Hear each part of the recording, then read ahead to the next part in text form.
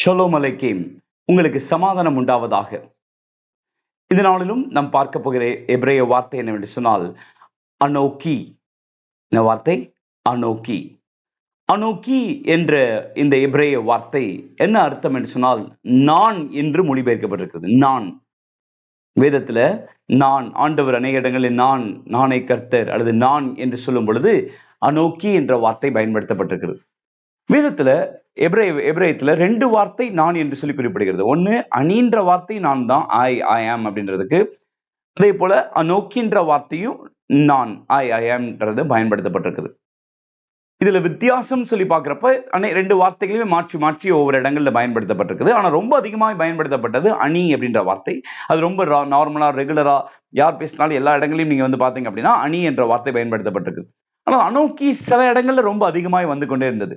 ரீசெண்டா நான் சிறையிருப்பு காலங்கள்ல இஸ்ரவேல் ஜனங்களுக்கு தீர்க்கதரிசிகள் மூலமா எழுதின புஸ்தகங்களை எல்லாம் வாசித்துக் கொண்டிருக்கும் பொழுது அனோக்கி என்ற வார்த்தை ரொம்ப அதிகமாகவே வந்துட்டு இருந்துச்சு. இப்ப இந்த அனோக்கியில எது ஸ்பெஷல் இருக்கான்னு சொல்லிட்டு நம்ம எபிரேய டிக்ஷனரி எல்லாம் உட்கார்ந்து பார்க்கும் பொழுது அங்க பார்த்தீங்கன்னு சொன்னால் இந்த அனோக்கி என்ற இந்த வார்த்தை அந்த அந்த நாட்கள்ல இது வந்து கொஞ்சம் ஒரு ஃபார்மலான லாங்குவேஜ்னு சொல்றாங்க. சில நேரங்கள் ரொம்ப ஒரு ஃபார்மலான மேட்டரை, ஒரு ரொம்ப முக்கியமான விஷயங்களை பேசுவதற்காக ஒரு ராஜா வந்து முன்பதாக நின்று, ஜனங்களுக்கு முன்பதாக நின்று நான் இதை செய்ய போகிறேன் என்று அவர் சொல்லும் பொழுது அனோக்கி என்ற வார்த்தை ரொம்பவே ஒரு ஃபார்மல் லாங்குவேஜ். அதே போல நிறைய நேரங்களில் உடன்படிக்கை பற்றி ஆண்டவர் பேசும் பொழுது உடன்படிக்கையிலிருந்து நானே கர்த்தர் என்று ஆண்டவர் பேசும் பொழுது அனோக்கி என்று சொல்லி எல்லாம் பயன்படுத்தப்பட்டிருக்கும். சோ அப்படிப்பட்ட ஒரு பவர்ஃபுல்லான வார்த்தை, ஆண்டவர் தம்மை அதிகாரத்துடன் வெளிப்படுத்தும் அந்த வார்த்தைகள் அநேக நேரங்களில் அனோக்கி என்று சொல்லி வேதத்திலே குறிப்பிடப்பட்டிருக்குது. இன்றைக்கு இந்த வார்த்தையை மையமாக வைத்து ஒரு வேத வசனத்தை தெளிவாக நம்ம படிக்க போகிறோம். இன்றைக்கு நம்ம படிக்க போகிற வேத வசனம் என்னவென்று சொன்னால் எரேமியா 29:11.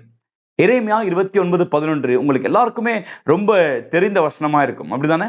ரைட். நீங்கள் எதிர்பார்த்திருக்கும் முடிவை உங்களுக்கு கொடுக்கும்படிக்கு நான் மட்டும் உங்கள் பேரில் வைத்திருக்கிற நினைவுகளை அறிவேன், அவைகள் தீமைக்கு ஏதுவானவைகள் அல்ல, சமாதானத்துக்கு ஏதுவான நினைவுகளே என்று சொல்லி எரேமியால நீங்க என்ன செய்றீங்க, வாசிக்கிறீங்க.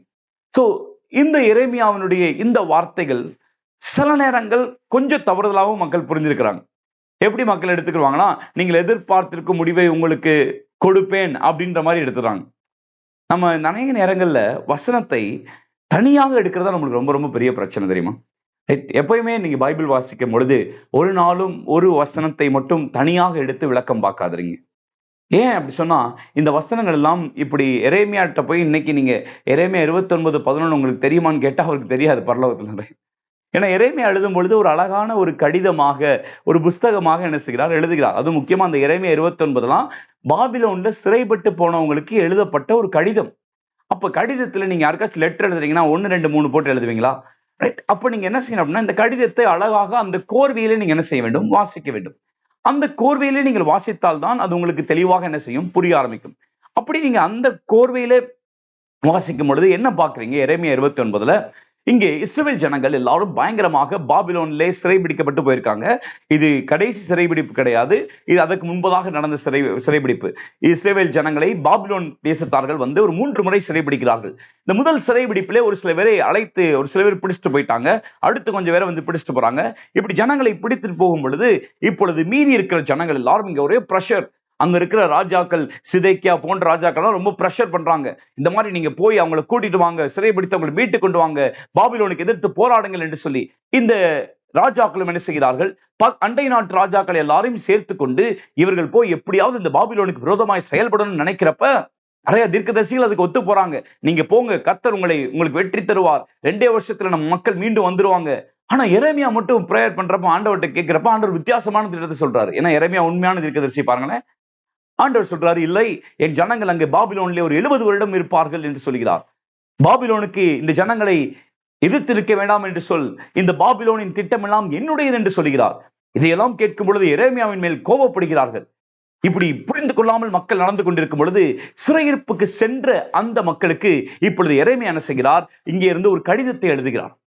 இந்த கடிதம் அநேக சிறைப்பட்டு இருந்த மக்களுக்கு ஒரு பெரிய நம்பிக்கையாய் கொடுத்தது. அந்த மக்களுக்கு சொல்லுகிறார், இந்த பாபிலோன் உன்னை சிறைபிடிப்புக்கு கொண்டு போகவில்லை, இது கர்த்தர் தான் உன்னை சிறைபிடிப்பு கொண்டு போயிருக்கிறார். ஏன்னா அந்த கடிதத்துல அப்படிதான் ஸ்டார்டிங்ல எழுதுறாரு, பாபிலோனுக்கு சிறைப்பட்டு போக பண்ணின ஆண்டவர் தான் இந்த மக்களை போக பண்ணிருக்கிறாரு. அப்படா அர்த்தம், ஆண்டவருடைய அனுமதி இல்லாமல் உங்கள் வாழ்க்கையில் எதுவும் நடக்கவில்லை. எனவே நீங்கள் பாபிலோனில் இருக்கும் பொழுது பாபிலோனுடைய சில சூழ்நிலைகளை பார்த்து நீங்கள் பயப்படாதீர்கள். அங்கே நீங்கள் சந்தோஷமா இருங்கள். அங்கே நீங்க நல்லா நல்லா சாப்பிடுங்க, நல்லா தோட்டங்களை நாட்டுங்க, அங்க நல்லா இருங்க. அதே போல நீங்க அங்க இருக்கும் பொழுது அந்த தேசத்தினுடைய சமாதானத்துக்காக ஜெபித்துக் கொள்ளுங்கள். இதெல்லாம் சொல்லிட்டு சொல்றாரு, இந்த பாபிலோனிலே ஒரு 70 வருடம் நீங்கள் அங்க இருக்க வேண்டும் என்பது கடவுளுடைய திட்டம். அந்த காலத்தின் முடிவுக்கு அப்புறம் கர்த்தரே உங்களை மறுபடியும் இங்க கூட்டிட்டு வருவாரு என்று சொல்லிட்டு அப்படியே அந்த கோரிவில சொல்றாரு, நீங்கள் எதிர்பார்த்திருக்கும் முடிவை உங்களுக்கு கொடுக்கும்படிக்கு நான் மட்டும் உங்கள் பேரில் வைத்திருக்க நினைவுகளை அறிவேன் என்று சொல்கிறார். எதிர்பார்ப்புகள் தப்பு கிடையாது. ஆனால் அந்த எதிர்பார்ப்புகளை கடவுளிடம் விட்டு விட வேண்டும், ஆண்டவரிடம் விட்டு விட வேண்டும். என்றால் நம்முடைய எதிர்பார்ப்புகளை அவருடைய திட்டத்தின்படி நடத்தும் பொழுது அழகாக இருக்கிறது என்பதை இந்த வசனம் எபிரேயத்திலிருந்து நான் வாசிக்கிறேன். ரொம்ப அழகா இருக்குது பாருங்களேன். நான் எபிரேயத்திலிருந்து விளக்கி சொல்றேன் விரைவாக. கி அனோக்கி யதாட்டி அவர் சொல்றாரு, ஃபார் அனோக்கி, இன்னைக்கு பார்க்கிற வார்த்தை இருக்கு பாருங்களேன், அனோக்கி நான், யதாட்டி அறிந்திருக்கிறேன். யதா என்ற வார்த்தை ஏற்கனவே தெரியும்ல, ரைட்? யதானா என்னது? சும்மா சாதாரணமா ஆமா எனக்கு தெரியும் அப்படின்னு ஒரு யோசனையில மட்டும் இல்ல, அனுபவபூர்வமாய். சில நேரங்கள் பிள்ளைங்க, அப்பா தெரியுமாப்பா தெரியுமாப்பா, டேய் அப்பாவுக்கு தெரியும்டா. ஏனென்றால் அப்பா பிள்ளைகளை வளர்த்து பழகி இருக்காரு. அப்பா சொல்றாரு எனக்கு தெரியும்பா. அதே மாதிரி இங்க ஆண்டவர் இந்த இஸ்ரவேல் ஜனங்கிட்ட சொல்றாரு, for I I myself or I alone know this. நான் மட்டும் அறிந்திருக்கிறேன். ஏன் நான் இந்த இடத்துல நான் மட்டும் அப்படின்ற வார்த்தையை நான் இங்க போட்டிருக்கேன் அப்படின்னா, இந்த எபிரேயத்துல இருந்து வாசிக்கிறப்ப, ஏன்னா நார்மலா எபிரேயத்துல அந்த வினை சொல்லையே அதை செய்கிறவரை குறித்ததான அந்த அடையாளமும் இருக்கும். அதாவது யதாட்டி என்று சொன்னால் நான் நான் அறிந்திருக்கிறேன் என்று யதாட்டி என்ற அந்த வினை சொல்லே வந்துருச்சு. ஆனா அந்த வினை சொல்லி நான் அறிந்திருக்கிறேன் இருக்கிறப்ப பிறகு இன்னொரு நான் வந்திருக்குது. இதை குறித்த அறிஞர்கள் என்ன சொல்றாங்க அப்படின்னா, இந்த மாதிரி மறுபடியும் நான் அறிந்திருக்கிறேன் என்று சொன்னால் அது ரொம்பவே ஒரு எக்ஸ்க்ளூசிவிட்டி. அதாவது ஆண்டவர் சொல்றாரு, எனக்கு மட்டும்தான் தெரியும். இந்த திட்டங்களை நிறைய பேர் தெரிஞ்ச மாதிரி 2 வருஷத்துல வந்துருவேன் அப்படின்லாம் சொல்றாங்க. அதை நம்பாதப்பா. இது ஆண்டவருக்கு மட்டும்தான் தெரிந்த திட்டம் உங்களை குறித்து. இந்த திட்டத்தை சரியாக புரிந்தவர் ஆண்டவர் மட்டும்தான். அவர் சொல்றாரு, கி அனோக்கி யதாட்டி, for I alone know, right? நான் மட்டுமே அறிந்திருக்கிறேன். என்ன அறிந்திருக்கிறாராம்? எத் ஹம் மகஷவோத். அவர் சொல்றாரு, லைக் உங்களை குறித்த நினைவுகள், ரைட்? அந்த நினைவுகள் எதை அறிந்திருக்கிறாராம்? அந்த நினைவுகள். இந்த மகஷவோத் அப்படின்ற வார்த்தை ஹசாப் அப்படின்ற வார்த்தையிலிருந்து வருகிறது. இந்த வார்த்தை யாத்ராமத்துல கூட அடிக்கடி பயன்படுத்தப்பட்டிருப்பாங்க.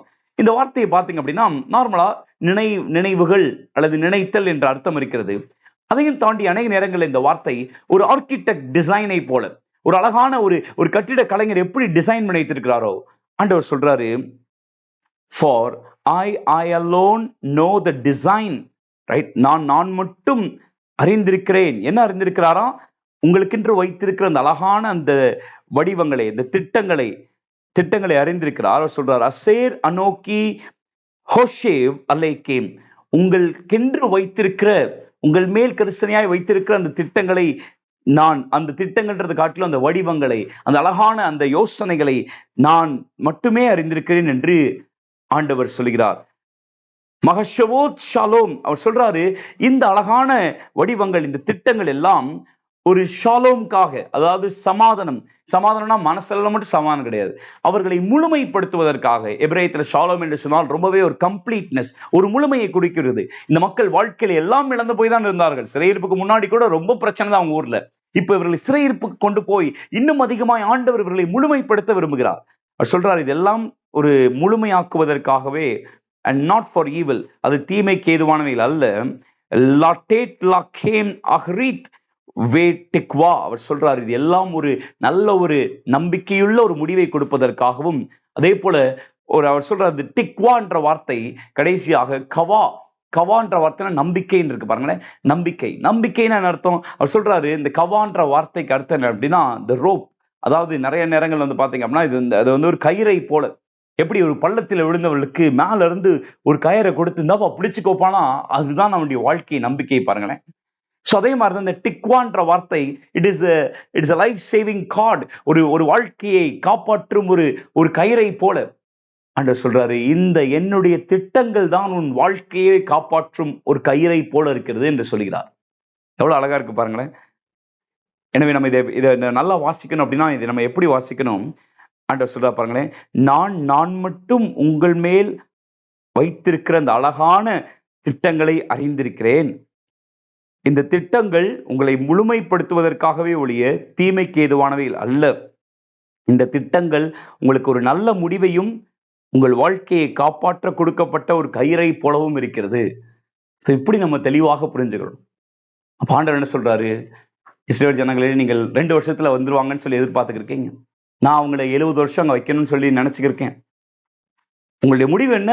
அவங்க மீண்டும் வீட்டுக்கு வரணும், அவ்வளவுதான். இந்த திட்டத்தை, அவங்க மீண்டும் வீட்டுக்கு வரணும்ன்ற திட்டத்தை, இந்த எதிர்பார்ப்பை என்கிட்ட கொடுத்துருங்க.